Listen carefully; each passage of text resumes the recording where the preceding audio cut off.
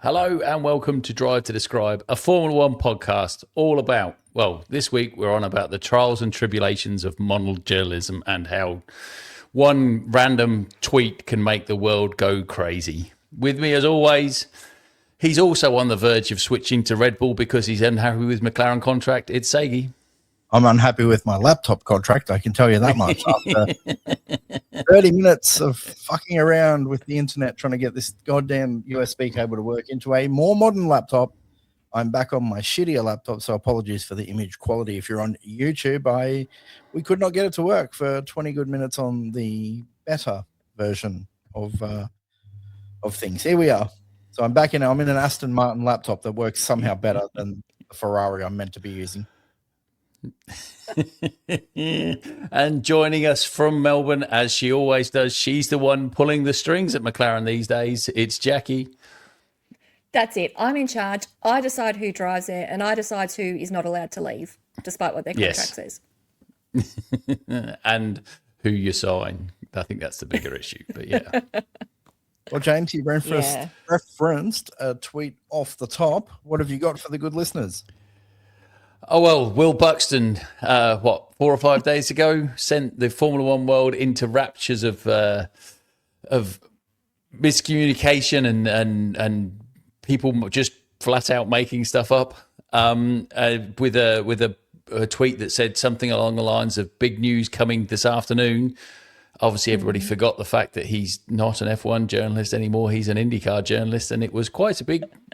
Jackie's probably a bit more au fait with the gravitas of the news he tweeted, but in his defence, it was big news. With F1, yes, I believe so. It was very big news in the IndyCar world.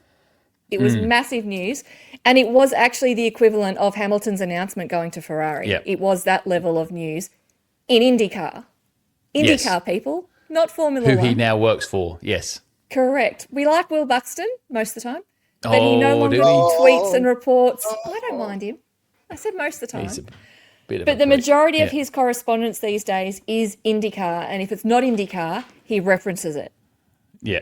So I was online when all this broke. I'm keeping strange hours at the moment. It was middle of the night here in Australia. I was up when I saw it and watched the flow on suddenly going across Twitter and Threads and Instagram. And all these second-level Formula One reporters carrying on that we have a big Formula One announcement. And I'm looking at it going, all this is basing back to Will Buxton. There was no other conversation. Will Buxton was patient X. He was it. Yeah. We'd already had Scott Dixon report that he was leaving his team. Chip Ganassi, by the way.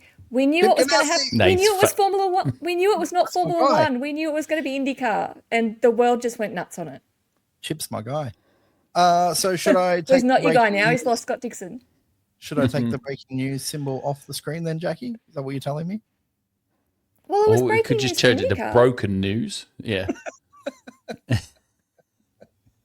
So yeah, Scott Dixon. The news was Scott Dixon is signed to we don't care. Aaron McLaren. Aaron McLaren. Yeah. Well, it's McLaren, so it does have some very, very tenuous F1 links, but it was zero to do with Formula One. All it had to do with it was Zach Brown is attached to both teams. That's as close as it got to Formula One. Did you Arrow's say the tech company, and not Arrow's the ex-Formula One team. Yeah, Walkinshaw lives on. Not to be. Okay.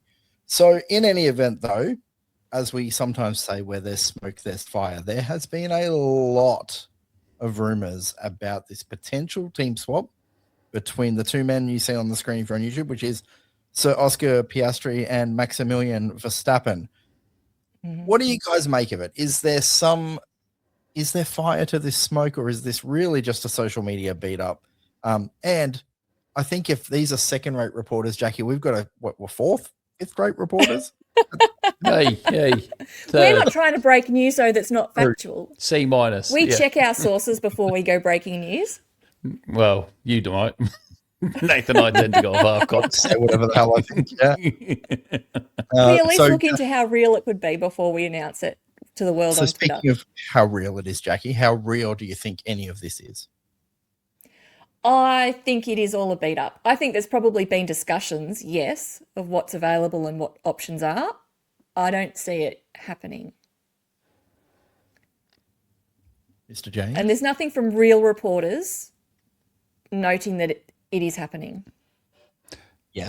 None of this smoke was around before Will Buxton's tweet, and it has been disproven 3 or 4 times since. It's not happening. It may happen 2 or 3 years' time, but it's not happening as of now, unless McLaren wants it to, and I don't think they do right now.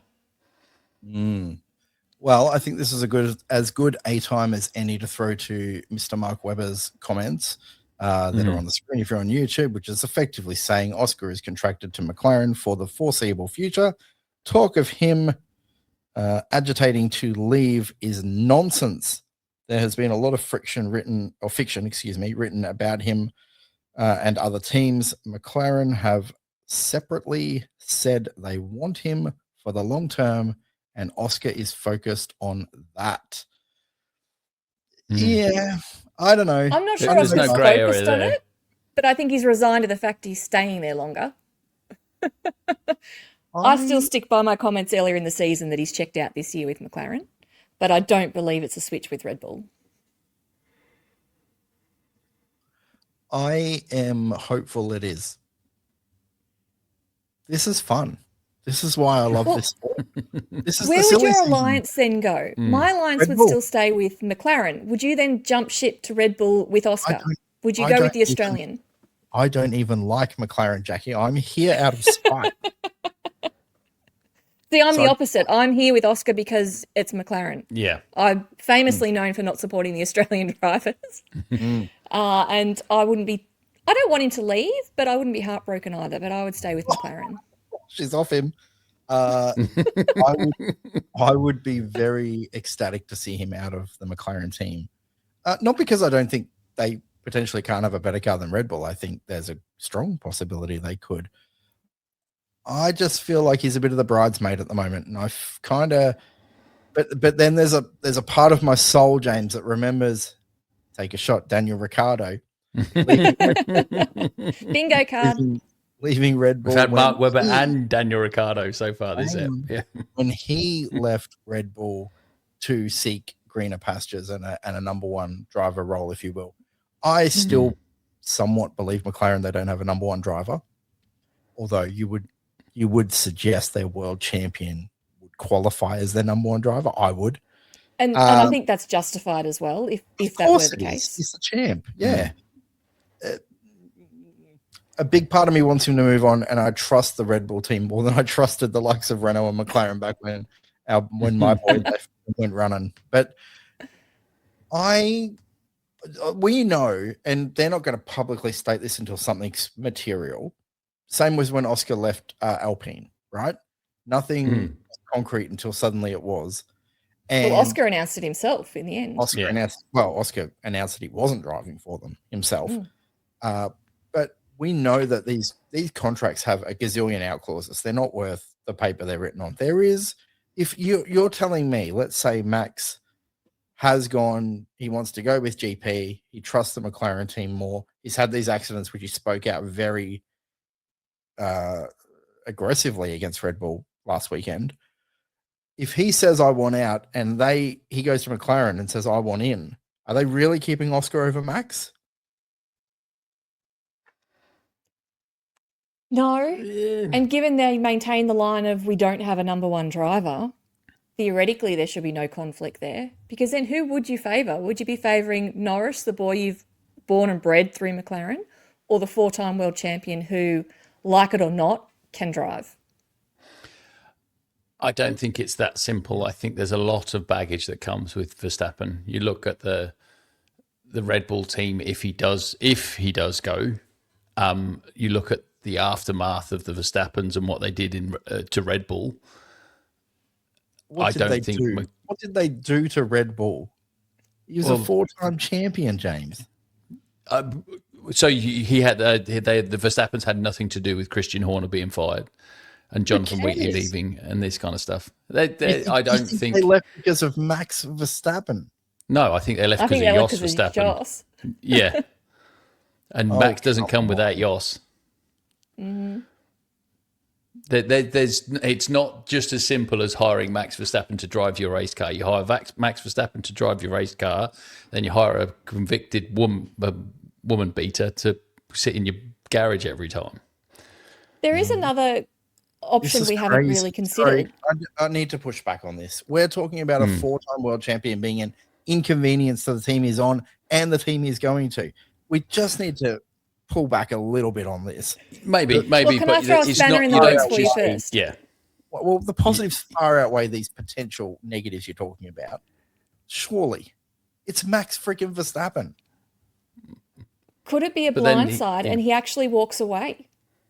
Well, of course he could always walk away. He's said that multiple times. I just then Oscar goes to Red Bull and someone else comes to McLaren. Carlando. Well, yeah, back to how it used to be. There's also, for me, a chance he ends up in Maranello. Who's he? Verstappen.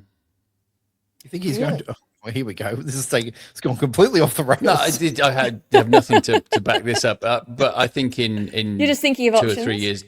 2 or 3 years time, when Lewis finally hangs up his boots, right. I think there's a chance that that Verstappen ends up in Maranello. Well, everyone likes to go there at some point. Although Max has never really spoken about the history of Ferrari like other drivers have in the past. He doesn't have the reverence for it from what I've seen. Yeah. He may, and I haven't noticed it, but other drivers you've picked up on it that's where they want to go at some point. I've never noticed that with Max. But then we never, like in the glory days of Mercedes, you would never have said that Lewis would end up there either, would you? Let's face it. Not that he'd end up there, but he had always spoken highly of them, that is a spot where drivers want to go at some point. He never spoke that he would, but he referenced that it is where people want to be at some point. Yeah. But he only really referenced that when he was signing for them. He didn't really reference that too much while he was driving and winning world championships for Mercedes. So I'm voting for team This Is Happening. I'm the only one. I think you are the only one. I'll take that. We know how good my predictions are, though. Yeah. I've always said you can never trust that's the only thing that worries me about it, yeah. True. You're on the wrong Mind team. you, I think our missing comrade is definitely in your camp as well, though, Sakes. I think Taylor's is. I think it might just be desperation for Max to be in a fast car, but he's definitely drank the Kool-Aid of the. It leads How into would the it go, obvious. though? Wait on, Jack. It leads obviously into the next question, which is who do you think is going to have a better car next year? McLaren. McLaren by a distance, yeah. By a distance. You're basing that off past performance, surely, and development. Yeah, and history of development of the car is. No, I appreciate when that. When Red Bull have started with a rocket ship, they've developed it well. But when they've started with a shed, they haven't really,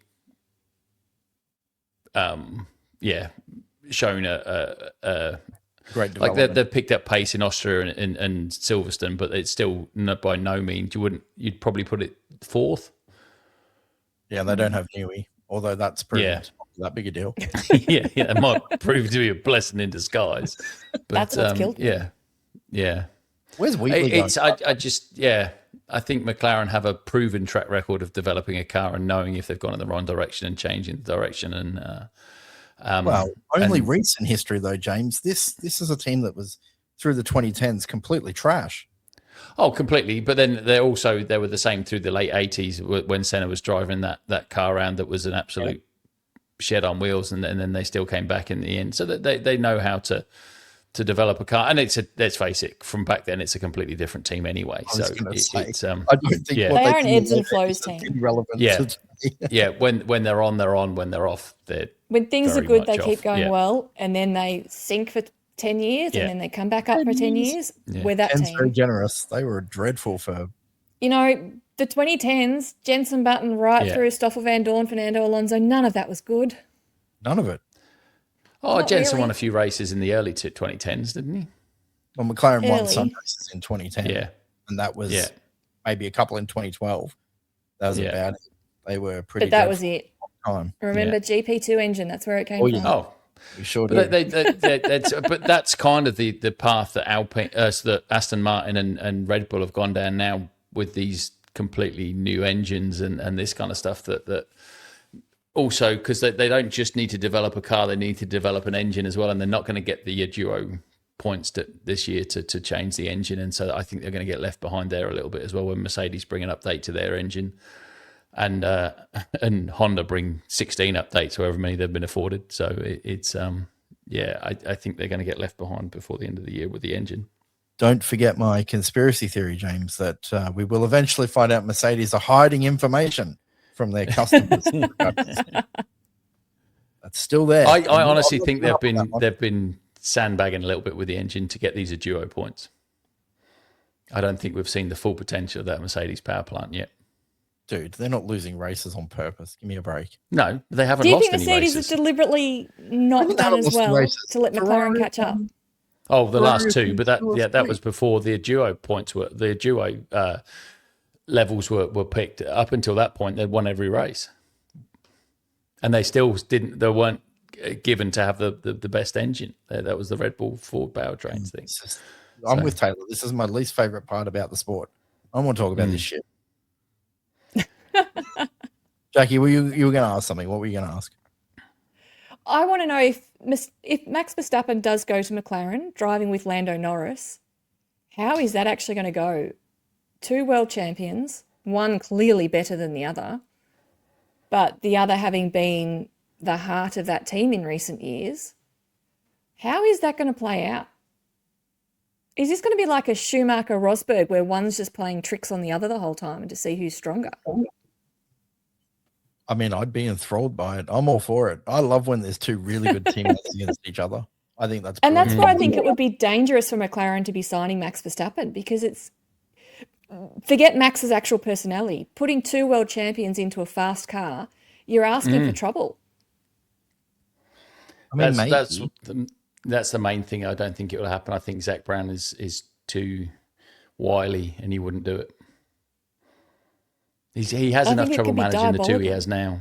Wait a minute. I just want to, again, just reiterate here. Who's the better driver, Max or Oscar? Max Verstappen.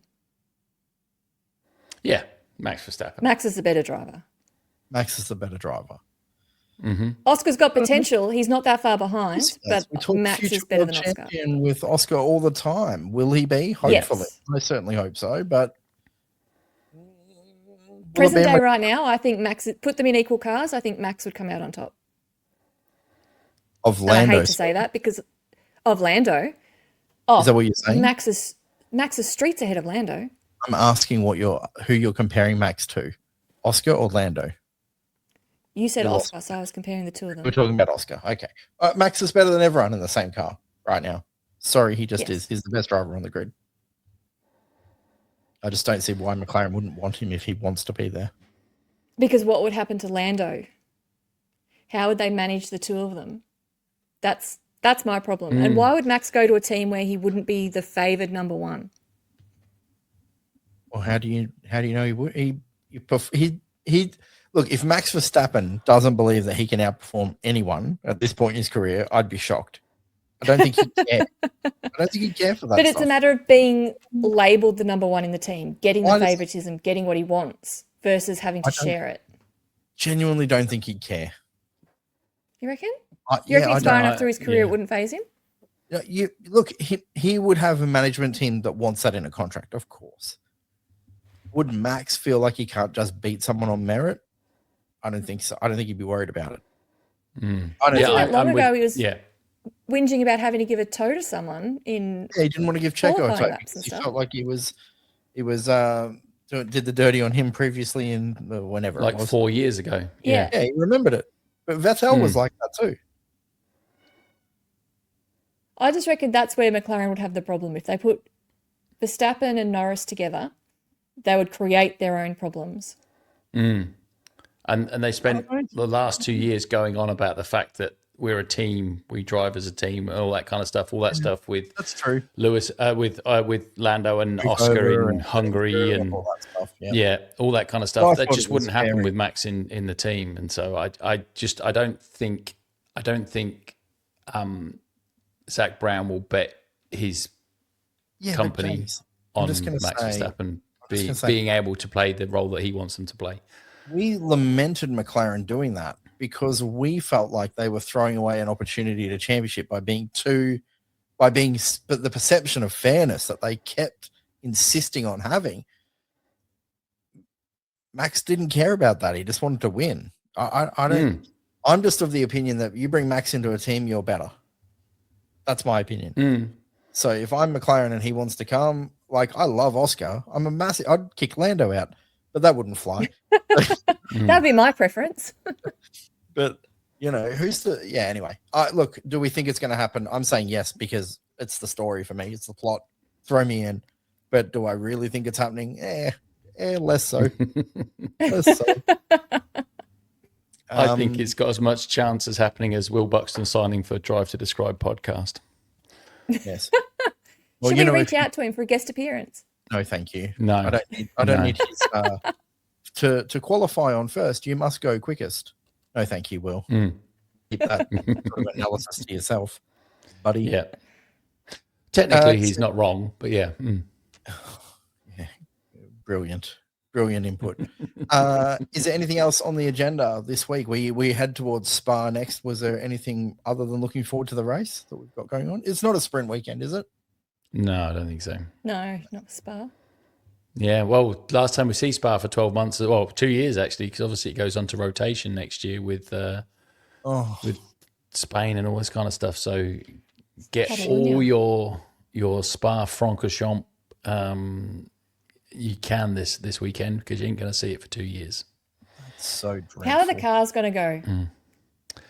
Down through Well, Rouge I was and up actually over pleasantly, the hill? obviously I voiced my concern for Silverstone. I was actually pleasantly surprised at how they went at Silverstone. I didn't think it was there was a few issues there where people were just getting past because they didn't have any energy and they'd run out. But overall, I don't think it was terrible.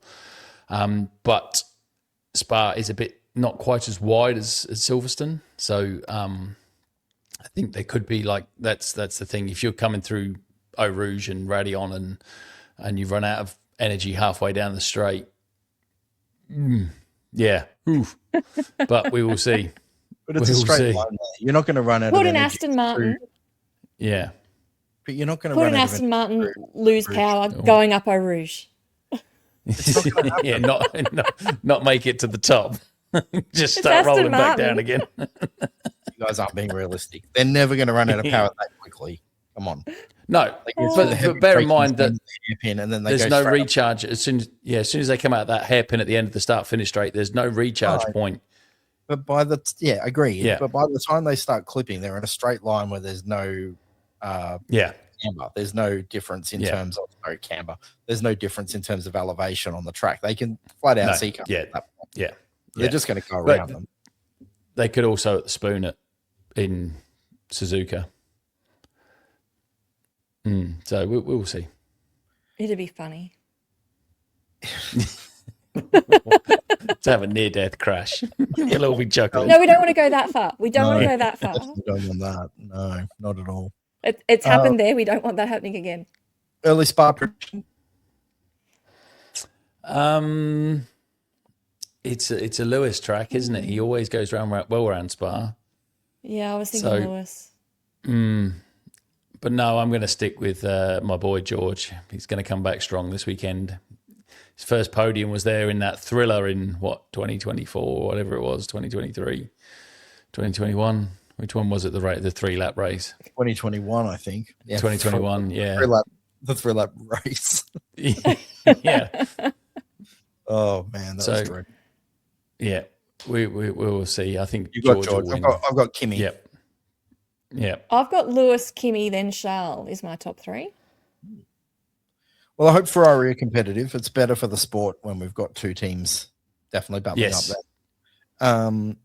Before we head out, I just want to say rest in peace to Dr. Alan Grant, Jurassic Park fame. Sam Neill passed away today. Yes. Legendary actor, New Zealand / claimed Australian, but I didn't realise he was as old as he was. Yeah, 78. Yeah, he's been around a while. Has he ever? Yeah. Part of my childhood because Jurassic Park was one of those films. scared the shit out of me when I was 12. When we talk about movies and that kind of stuff, you're not that much younger than me, but you're definitely young, that much Things younger like than that me. highlight a couple of years. That what was there, 5 years between us, I think. But yeah, no, Jurassic. I watched Jurassic Park, but it didn't. Yeah, my version of that is like Back to the Future and Top Gun and that kind of stuff. So it's yeah. Marty McFly and Maverick, say hello. Yeah, might make me feel old when you talk about movies. Anyway, that's it. Nice, quick. Yes, I think that's all we've got time for. A short and sweet one this week, but we will be back next week with a full, in-depth and very passionate review of the Spa-Francorchamps Belgian Grand Prix. And I will have every orifice crossed that my bloody laptop works. Yeah. It is entertaining for James and I as he tries to get all this organised when things go wrong. Jack and I have a catch up. Yeah. When you guys couldn't see me, I was effing and jeffing. I was you were effing and jeffing when you're in the room. That's right. We need that for a bloopers reel. Oh, yeah. Do we ever? I'm like, oh, you effing piece of ass. Morse code there for a second. Yeah. Giving it the beans. Yeah. Yeah. Mm. Anyway, hopefully the drivers give it the beans this weekend and we see some frustrated, angry parking and all that good stuff. So we will be back go on. Sorry, James. Yeah, send Spa out for a year or two with an absolute belter of a race, because we've had some absolute turkeys there for a reason recently. Yeah. Yeah. Mm. All right, we are F1 Drive to Describe, available on the YouTube, the Spotify, the Apple Podcasts, anywhere you get your podcasts. You can find us. Please like, rate, subscribe, comment, feed the algorithm wherever you do listen to us, because it all helps the podcast get out to more people, which is exactly what we want to do. So, Jackie, James, thank you very much as always, and we will be back next week in Spa. What language do they speak in Belgium, James? Flemish. Oh, shit. What's goodbye in Flemish? Oh, I think it's kind of a cross between German and French, isn't it? So, auf wieder, bienvenue. Right, that works. Auf wieder, bienvenue. Bye. Ta-da.